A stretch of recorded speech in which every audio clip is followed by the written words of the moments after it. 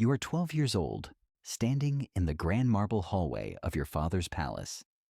The morning light streams through stained glass windows, casting rainbow patterns across the polished stone floor beneath your silk slippers. Your governess adjusts the golden circlet on your head one final time, her weathered hands trembling as she whispers a prayer you don't understand.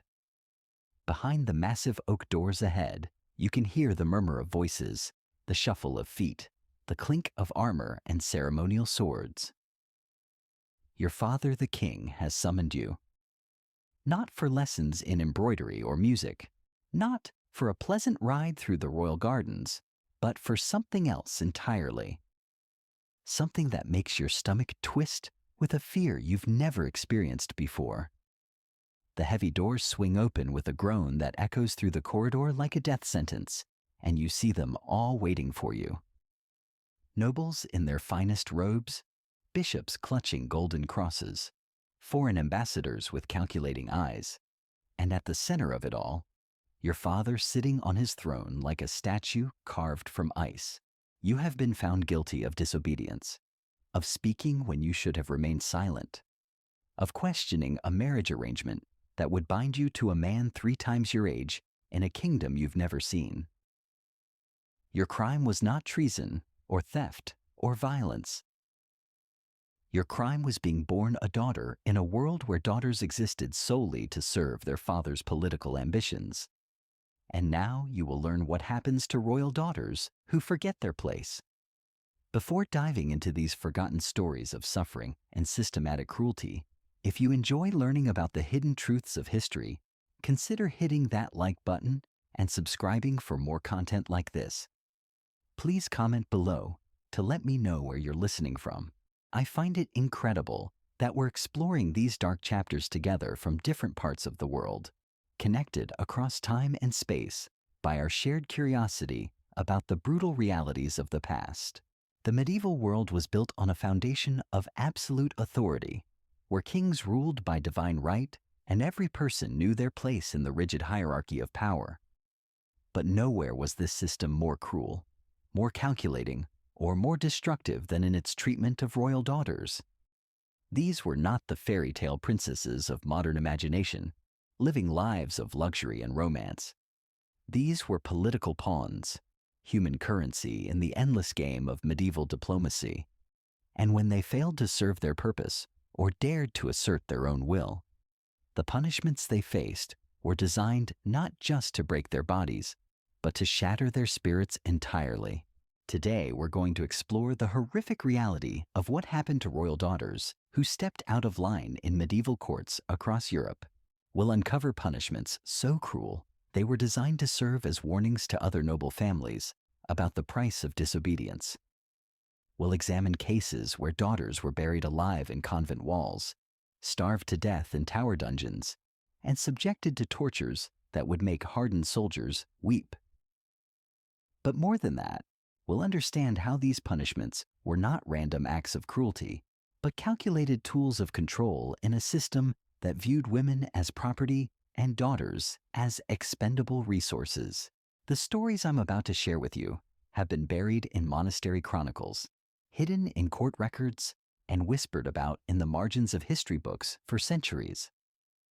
They reveal a world where a father's love could turn to deadly rage in an instant, where royal blood offered no protection against unspeakable suffering, and where the price of being born female in a medieval palace was often paid in blood, tears, and broken dreams.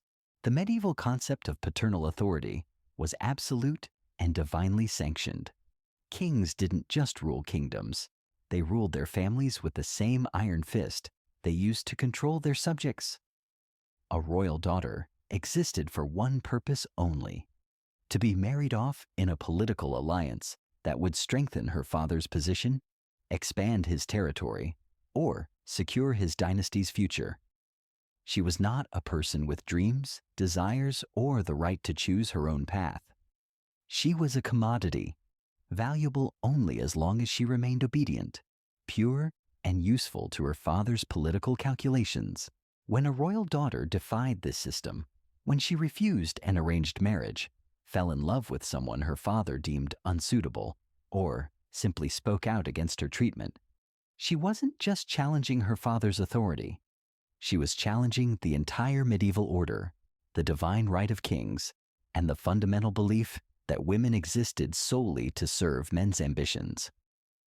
The punishments that followed were designed not just to correct her behavior, but to serve as warnings to every other noble daughter across Europe about what happened to those who forgot their place. Consider the case of Princess Berengaria of Navarre, daughter of King Sancho VI, who in 1186 dared to reject a marriage proposal from King Alfonso VIII of Castile. Her crime wasn't adultery or treason or any act of violence. Her crime was saying no.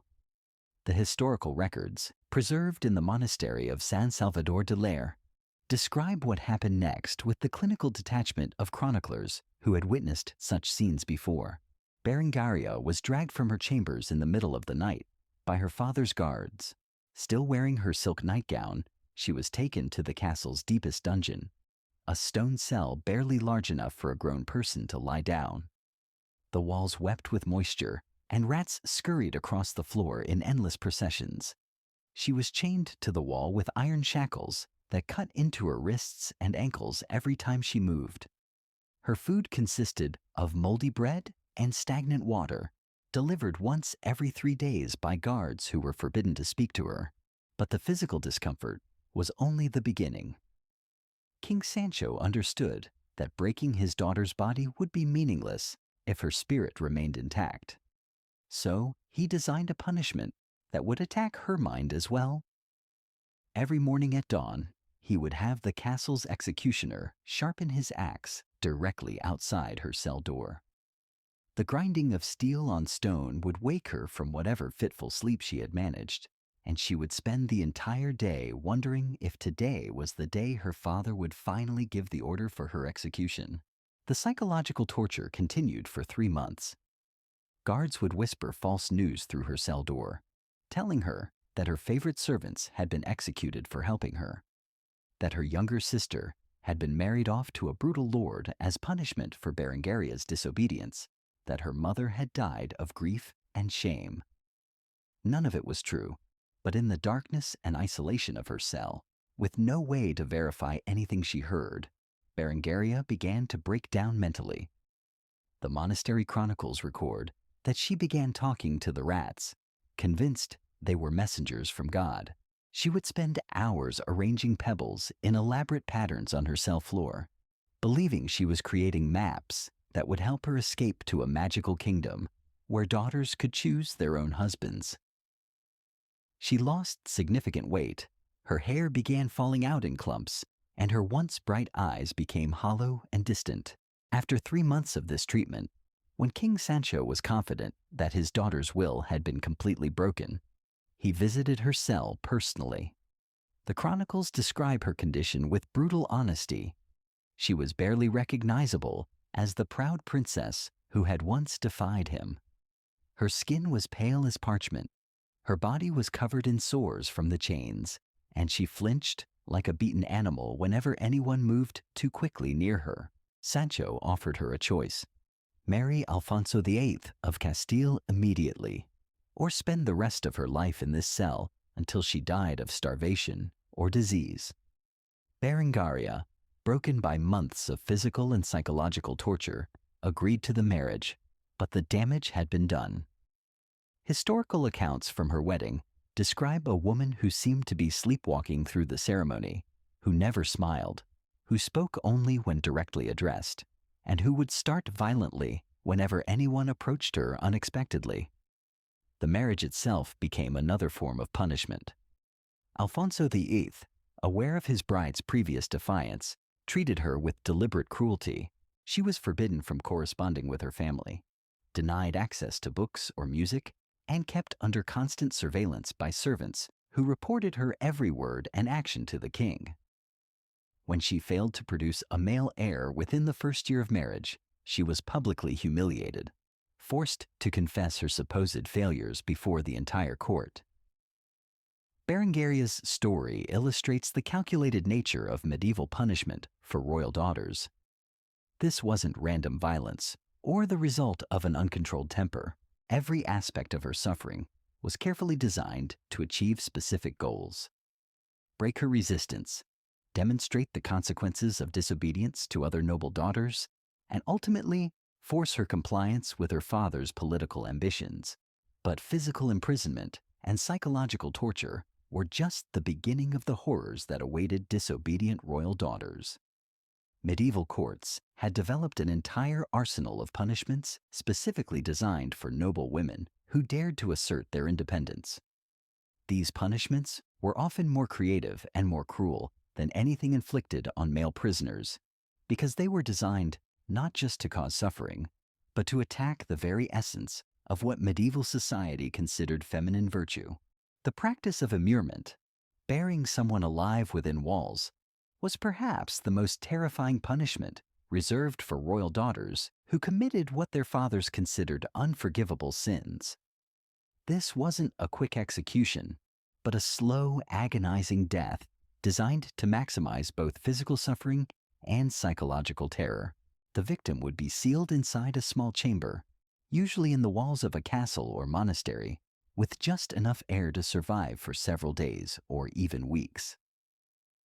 Princess Isabella of Aragon experienced this fate in 1203, when she was discovered in a romantic relationship with a young knight from her father's court.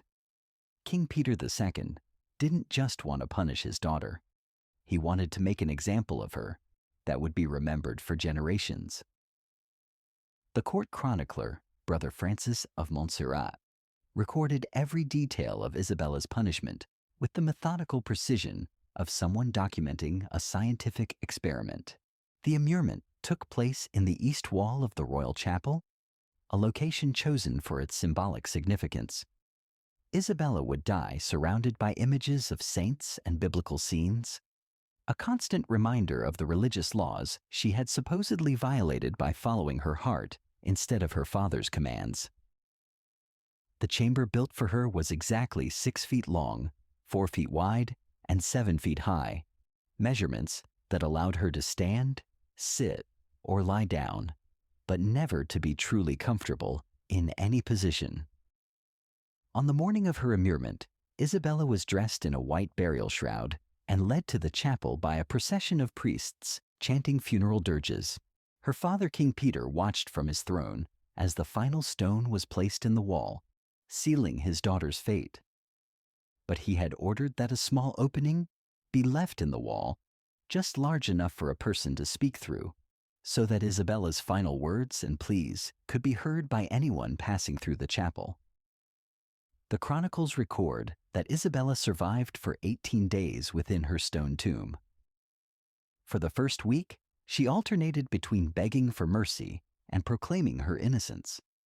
She would recite prayers, sing lullabies her mother had taught her as a child, and tell stories to herself to maintain some connection to the world of the living. Visitors to the chapel reported hearing her voice growing progressively weaker, her words becoming less coherent as dehydration and starvation took their toll. By the second week, Isabella's pleas had turned to curses. She called down divine vengeance on her father, predicted that his kingdom would fall into ruin, and proclaimed that her ghost would haunt the chapel until justice was served. The priests were disturbed by her words, but King Peter had forbidden anyone from responding to his daughter or offering her any comfort. She was to die alone, abandoned by everyone she had ever loved. In her final days, Isabella's voice became barely a whisper. She would mumble fragments of poems, repeat her lover's name over and over, and sometimes laugh with a sound that the chronicler described as more terrifying than any scream. On the 18th day, her voice fell silent. 3 more days passed before the smell confirmed what everyone already knew, that Princess Isabella of Aragon had paid the ultimate price for daring to love someone her father hadn't chosen for her. But immurement was not the only living death that awaited disobedient royal daughters. Medieval courts had perfected the art of psychological destruction through isolation, starvation, and systematic humiliation. These punishments were often carried out in full view of the court, designed to maximize both the victim's suffering and the lesson delivered to other noble families about the consequences of defying royal authority. Princess Marguerite of France learned this lesson in the most brutal way possible when she refused to consummate her marriage to King Edward I of England in 1299. Her crime was not adultery or treason, but simply the assertion that she had the right to refuse intimate relations with a husband she found repulsive.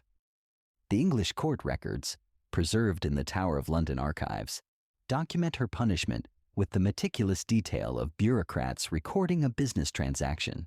Marguerite was sentenced to what the court called corrective fasting, a euphemism for deliberate starvation, designed to break her will without technically executing her. She was confined to a tower chamber where she received one small piece of bread and a cup of water every third day. But the real cruelty lay in the timing of these meager meals. They were delivered at random intervals, sometimes at dawn, sometimes at midnight, sometimes not at all, ensuring that she could never develop any routine or hope for regular sustenance. The psychological component of her punishment was even more sophisticated. Every day, servants would bring elaborate feasts to the chamber next to hers, close enough that she could smell the roasting meat, fresh bread, and wine through the thin walls. They would eat loudly, deliberately, discussing the flavors and textures of foods she was forbidden to taste. The sounds of their enjoyment became a form of auditory torture that invaded her dreams and made her waking hours unbearable. King Edward's cruelty extended beyond simple starvation. He understood that Marguerite's identity as a princess was tied to her appearance, her dignity, and her connection to the world of courtly refinement. So he systematically stripped away each of these supports. Her beautiful gowns were replaced with rough sackcloth that chafed her skin. Her jewelry was removed piece by piece, each item taken on a different day to maximize the psychological impact of loss. Her servants were dismissed and replaced with common criminals who treated her with deliberate disrespect. The court records describe how Marguerite's physical appearance deteriorated over the months of her punishment. Her golden hair became dull and matted, her skin grew pale and sallow, and her once bright eyes sank deep into her skull. But more devastating than the physical changes was the transformation of her personality. The proud, defiant princess who had once refused a king's advances became a hollow shell who flinched at sudden sounds and spoke only in whispers. After 8 months of this treatment, when Marguerite had lost nearly half her body weight and begun showing signs of permanent mental damage, she finally agreed to submit to her husband's demands. But King Edward's victory came at a terrible price.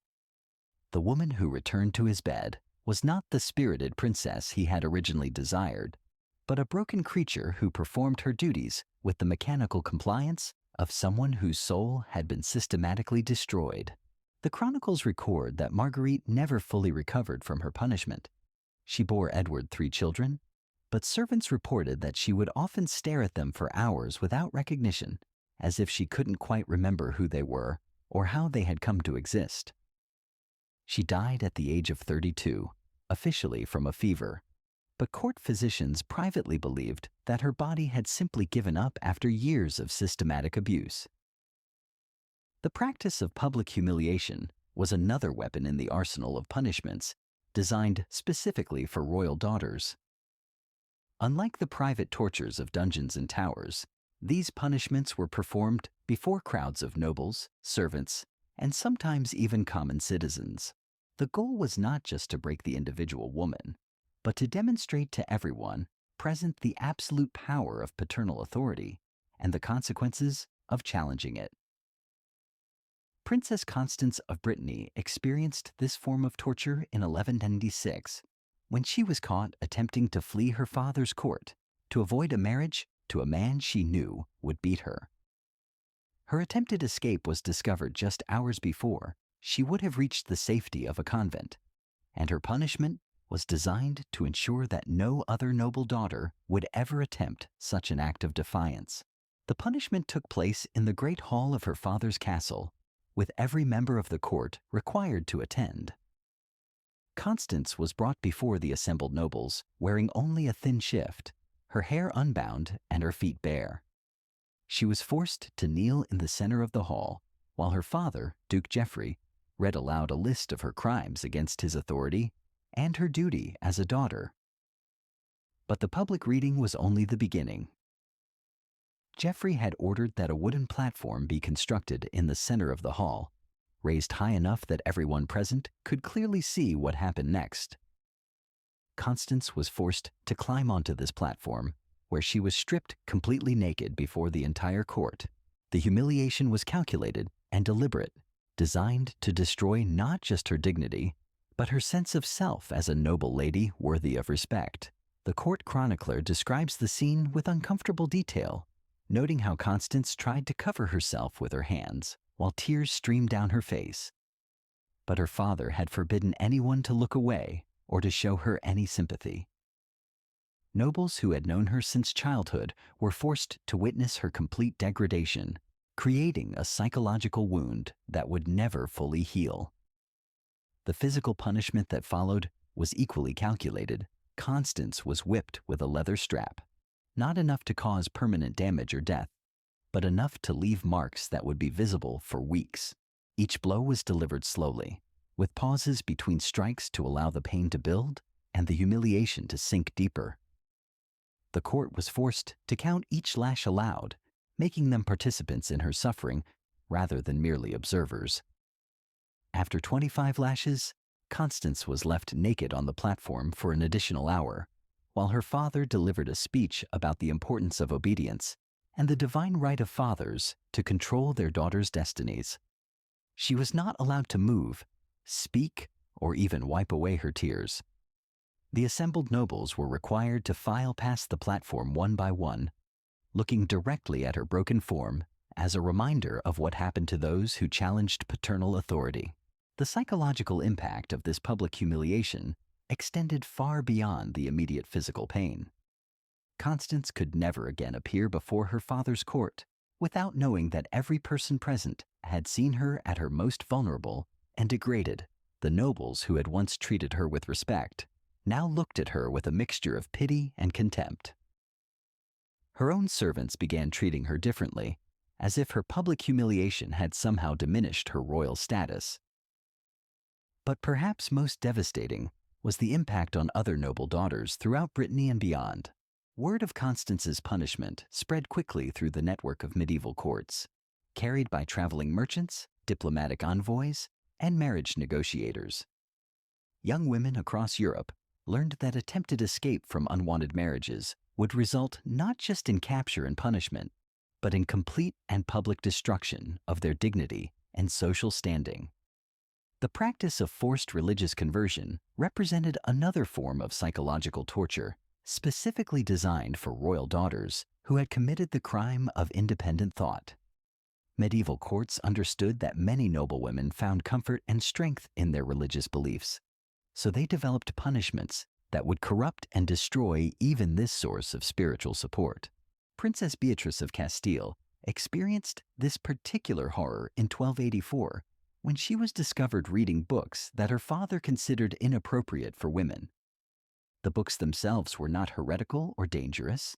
They were simply works of philosophy and natural science that challenged the medieval belief that women were intellectually inferior to men. But King Alfonso X saw his daughter's curiosity as a direct threat to the natural order and decided to cure her of what he called her unnatural appetite for masculine knowledge. Beatrice was forced to undergo a series of religious rituals designed to purge her of her intellectual interests and remake her into a properly submissive daughter. The process began with a mock trial where she was accused of pride, the deadliest of sins for a medieval woman. Court theologians presented evidence of her crimes, reading aloud passages from the books she had studied and explaining how each one represented a rejection of her natural feminine role. The punishment that followed was designed to break her connection to learning and intellectual curiosity. Beatrice was forced to burn her books with her own hands while reciting prayers asking God to forgive her for the sin of seeking knowledge beyond her station. Each book represented years of careful study and intellectual growth, and watching them turn to ash was like watching pieces of her soul being destroyed. But the book burning was only the beginning of her ordeal. Beatrice was then subjected to a series of religious exercises designed to reconstruct her personality according to medieval ideals of feminine virtue. She was required to spend 12 hours each day in prayer, kneeling on bare stone floors until her knees bled. She was forbidden to speak except to recite approved religious texts, effectively silencing the voice that had once engaged in philosophical discussions. The most insidious aspect of her punishment was the systematic destruction of her memory and intellectual capacity through sleep deprivation and malnutrition.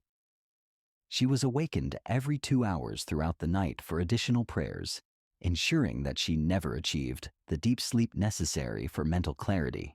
Her diet was restricted to bread and water, depriving her brain of the nutrients needed for complex thought. After 6 months of this treatment, the chronicles record that Beatrice had been transformed into exactly the kind of daughter her father desired. She no longer showed any interest in books or learning, spoke only when directly addressed, and spent her days engaged in the traditionally feminine activities of embroidery and prayer.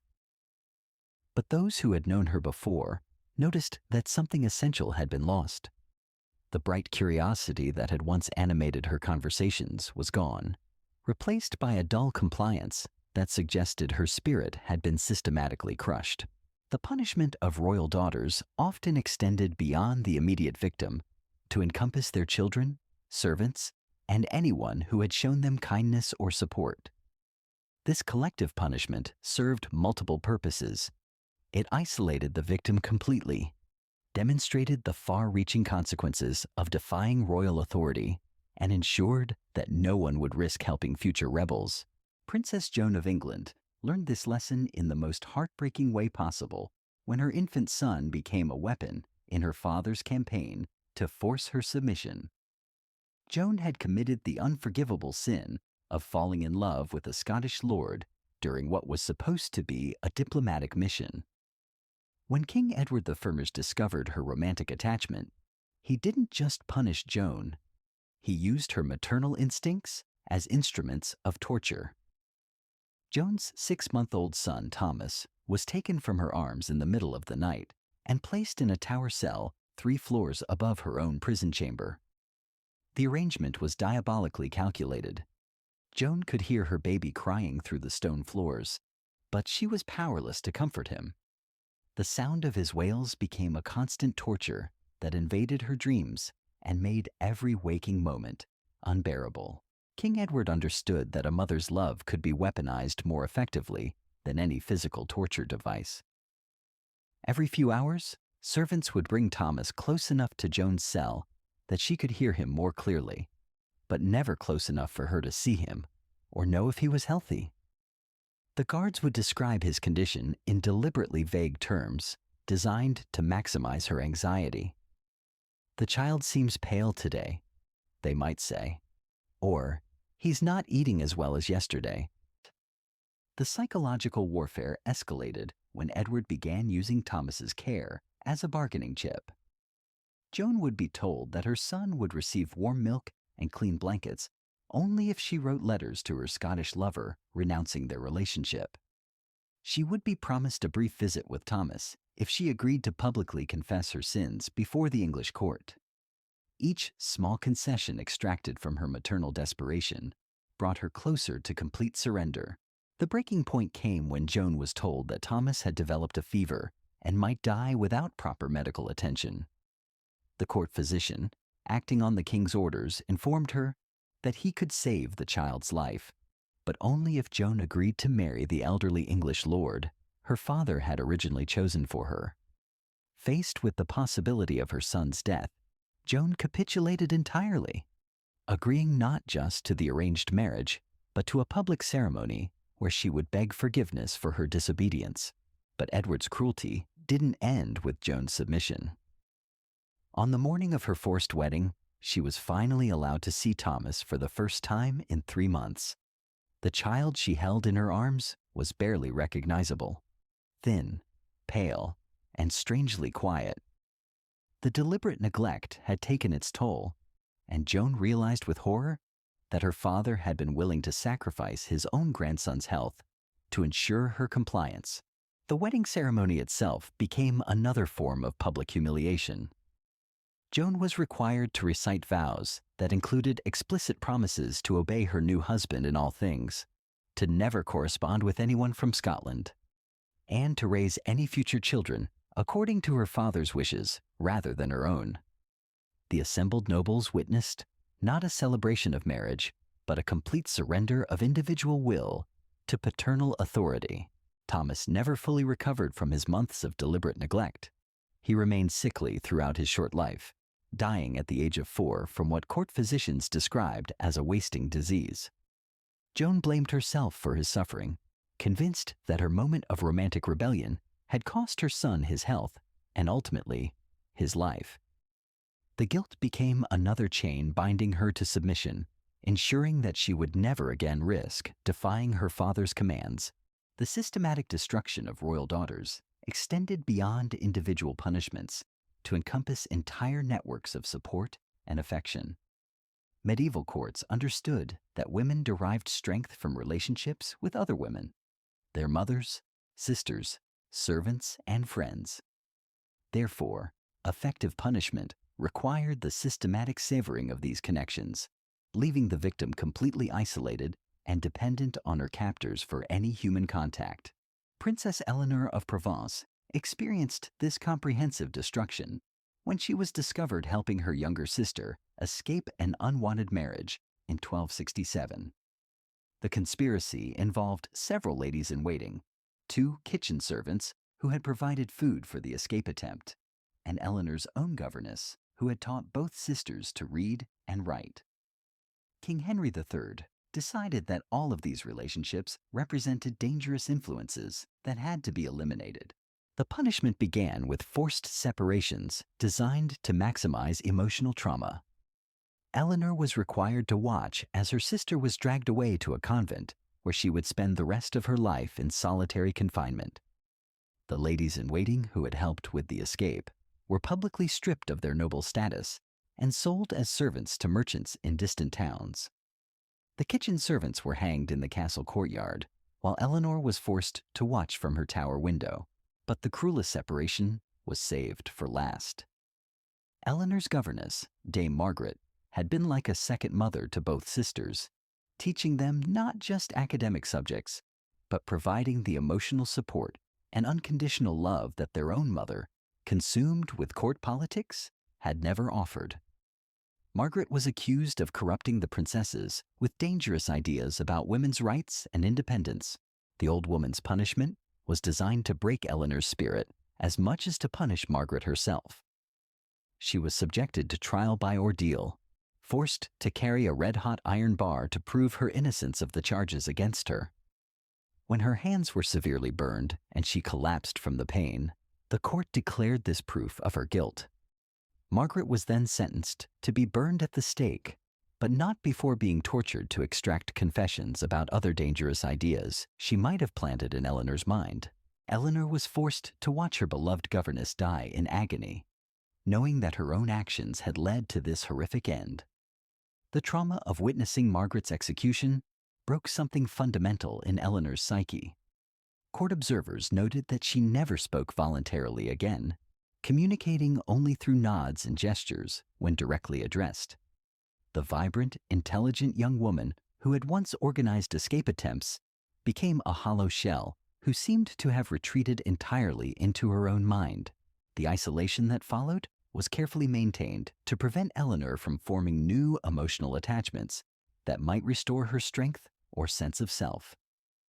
She was assigned servants who were rotated weekly, ensuring that she could never develop relationships with her caretakers. She was forbidden from attending court functions, where she might interact with other noble ladies. Even her meals were delivered by different people each day, maintaining the systematic prevention of human connection. The effectiveness of this isolation became apparent when Eleanor was finally released from her tower prison after 2 years of solitude. She had become so dependent on her captors for any form of human interaction that she actively sought their approval, afraid that any sign of independence might result in a return to complete isolation. The proud princess, who had once defied her father to help her sister, had been transformed into a creature who begged permission to speak and flinched at any unexpected human contact. Religious punishment represented another sophisticated tool of psychological destruction, particularly effective because it corrupted the spiritual beliefs that many medieval women used as sources of strength and comfort. Courts developed elaborate theological justifications for their cruelty, transforming punishment into what they claimed was spiritual purification. Princess Isabella of France endured this particular form of torture when she was discovered questioning the divine right of kings in 1314. Her crime was not political rebellion, but intellectual curiosity. She had been reading theological texts that discussed the relationship between earthly and divine authority, and she had dared to suggest that perhaps kings were not infallible representatives of God's will. The punishment designed for Isabella was presented as an opportunity for spiritual growth and redemption. She was placed under the supervision of Brother Thomas, a monk known for his extreme interpretations of religious discipline and his belief that women were particularly susceptible to spiritual corruption. The process began with forced confessions, where Isabella was required to detail not just her recent questioning of royal authority, but every thought or action throughout her life that might have demonstrated pride or independence. These confession sessions lasted for hours each day, with Isabella kneeling on sharp stones while Brother Thomas probed every aspect of her inner life. She was forced to confess to sins she had never committed, to express shame for thoughts and feelings that were natural human responses to her circumstances. The psychological pressure was intense. She was told that her salvation depended on complete honesty, but also that certain thoughts and feelings were inherently sinful and must be purged from her soul. The religious exercises that followed were designed to break down her sense of individual identity and replace it with complete dependence on religious authority. Isabella was required to spend 18 hours each day in prayer, much of it involving repetitive recitation of texts emphasizing women's inherent sinfulness and need for male guidance.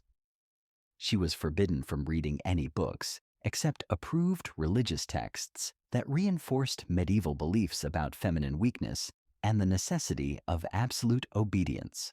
Physical mortification became part of her daily routine, presented as necessary spiritual discipline. Isabella was required to wear a hair shirt that chafed her skin raw, to sleep on bare stone floors, and to whip herself with a leather scourge while reciting prayers asking God to purify her of the sin of independent thought. The pain was constant, but she was taught to interpret it as evidence of God's love and her own spiritual progress. The most insidious aspect of this religious punishment was how it corrupted Isabella's relationship with her own mind and emotions. She was taught that any thought that brought her comfort or joy was potentially sinful, that questioning or curiosity were signs of spiritual corruption, and that her only path to salvation lay in complete intellectual surrender. After months of this treatment, Isabella began to police her own thoughts, immediately confessing to Brother Thomas whenever she found herself thinking independently or feeling any emotion other than shame and submission. The transformation was complete when Isabella began to see her punishment as a gift rather than torture. She expressed gratitude to her father for providing her with the opportunity to purge herself of sinful thoughts, and she begged to be allowed to continue her religious discipline even after her formal punishment ended. The intelligent, questioning young woman had been replaced by someone who feared her own mind and sought constant external validation for every thought and feeling. The legacy of these punishments extended far beyond the individual women who suffered them. Each horrific example served as a warning to other noble daughters throughout medieval Europe, creating a climate of fear that shaped the behavior of entire generations. Young women learned to suppress their natural curiosity, to hide their intelligence, and to present themselves as perfectly obedient daughters, regardless of their true feelings or desires. The systematic nature of these punishments reveals something deeply disturbing about medieval society's view of women in power. These were not random acts of violence or expressions of uncontrolled anger. They were carefully planned, methodically executed campaigns designed to break the human spirit and reconstruct it according to the demands of a patriarchal system that could not tolerate even the slightest challenge to its authority. Perhaps most tragically, many of these women internalized the lessons of their punishment so completely that they became enforcers of the same system that had destroyed them. Mothers who had been broken by their own fathers went on to break their daughters in turn, convinced that early submission was preferable to the horrific punishments that awaited those who dared to resist. The cycle of abuse became self-perpetuating, passed down through generations like a hereditary disease that infected the very concept of family love. The physical walls of medieval castles have crumbled, the dungeons have been filled with earth, and the towers where these women suffered have fallen to ruin. But the echoes of their screams still whisper through the corridors of history, reminding us that the price of absolute power is always paid by those who have no power at all. These royal daughters, born into privilege but trapped by their gender, paid for their humanity with their freedom, their sanity, and often their lives. Their stories serve as a stark reminder that progress is not inevitable, that the rights we take for granted were built on the suffering of countless women who had no choice but to endure systematic cruelty disguised as paternal love. In remembering their pain, we honor not just their individual struggles, but our obligation to ensure that such horrors never again become acceptable tools of control and domination.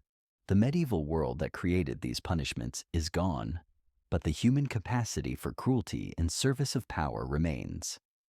The royal daughters who died in tower cells, who were buried alive in convent walls, who were broken on the altar of political ambition, call to us across the centuries with a simple message. Remember us, learn from our suffering, and never let such darkness fall again upon those who dare to dream of freedom.